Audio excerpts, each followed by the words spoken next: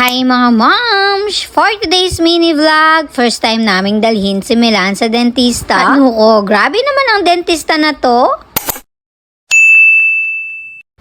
Ay, medyo yata ako dun sa intro. Nag-ayos na ako ng maaga dahil pupunta kami sa dentista. Thank you so much, Watches by Josiah. At ayan yung aking OOTD. Bago yan, isi-share ko sa inyo itong inilalagay ko sa aking hair. Ang dahilan kung bakit walang masyadong tutsang-tutsang yung aking hair. Ito yung gamit ko na K-Perfection Hair Slick Stick. Madali lang siyang i-apply sa hair. Napakabango pa. Ito lang din yung gamit ko kay Milan kapag inaayusan ko yung buhok niya. O ayan, diba? Ang linis ng tignan. Kaya naman umorder na din kayo. Ilalagay ko yung link sa comment. Today nga, first time naming dadalhin sa dentista si Milan. Dito kami pumunta sa Precious Smile Creations Dental Clinic. Located yan dito sa Sampaloc, Kapalit, Pampanga. Syempre, hindi lang si Milan yung magpapadentist. Kami na rin ni Daddy. Syempre, hindi lang puro lagu-lagu at santing. Nuko, kailangan din natin ng dental care. At ayan, na-meet namin ang napakagandang si Dr. Precious Joy L. Laca. Pagpasok nga namin, agad na kaming nag-selfie dito sa may mirror nila. Napakaganda at linis ng kanilang clinic. Ayan na nga, mamaya mas maganda yung smile namin dyan. Napaka-cozy, linis at mabango itong clinic nila. At meron din silang pa-water at pa-coffee. At sa mga oras na yan, meron palang examination. Nag-fill out muna ako ng mga information bago isalang si Milan. Ang bongga naman dito, kompleto ang gamit. Merong pa-hairnet at foot cover. Talaga namang sure na sure kang safe at malinis. Hi kay doktorang maganda. Next naman, si Sir Principal naman ang nag-exam. Nuko pag-examan kay Sir Principal. At dahil nga first time ni Milan na pumunta sa dentista, parang ako yung kinakabahan para sa kanya. Pero kita ko naman sa mukha niya, nag-e-enjoy siya. Paano ba naman, napakalambing at napakabait ng boses ni Doktora. Hindi talaga matatakot si Milan. Nuko, parang kaboses ko lang. Charing, napakalayo ma'am. At habang chinecheck naman ni Doktora hetong mga ngipin ni Milan, na proud ako kay baby dahil napaka-behave lang niya. Dito,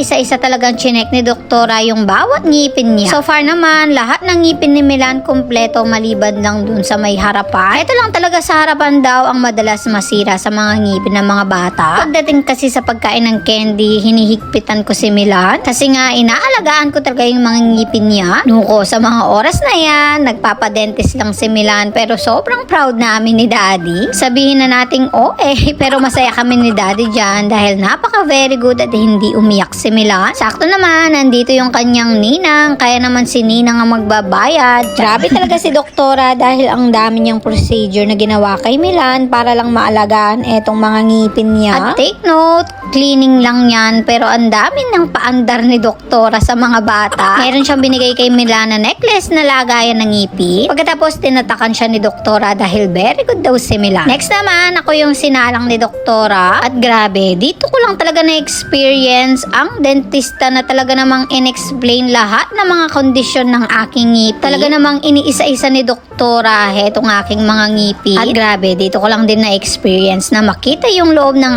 aking ngipin dahil meron silang monitor na nakikita ko. At sa mga oras na yan, hindi ko alam, meron palang pag-grocery dito sa loob ng clinic. Meron pa nga ang palibreng ice cream si Milan. At next naman, si Daddy yung isinala. Grabe talaga si Doktora dahil kanina hindi talaga niya ako tinigilan hanggat hindi nalinis itong aking ngipin. At ganun din kay Daddy Nuko, in-explain talaga niya isa-isa at pekalinis talaga yung mga ngipin namin. Walang halong eme yan pero sobrang galing talaga ni Doktor ang mag-explain at lalo na maglinis ng mga ngipin. At pagkatapos nga, meron pa silang pa-freebies. Ay, grabe talaga si Doktora at habang nagsasalita nga ako dyan, ramdam na ramdam ko yung pagkalinis at presko ng aking bibig. Kaya naman ready na kami na mag-kiss the bride sa kasal. Grabe, sobrang saya at sarap ng experience namin dito sa Precious Smile Creation. Naku, ang gaganda at ang babait pa ng mga tao dito. Kaya naman mag-visit na kayo dito sa Precious Smile Creation. Thank you so much, Dr. Precious. O siya, hanggang dyan na lang. Thank you so much for watching.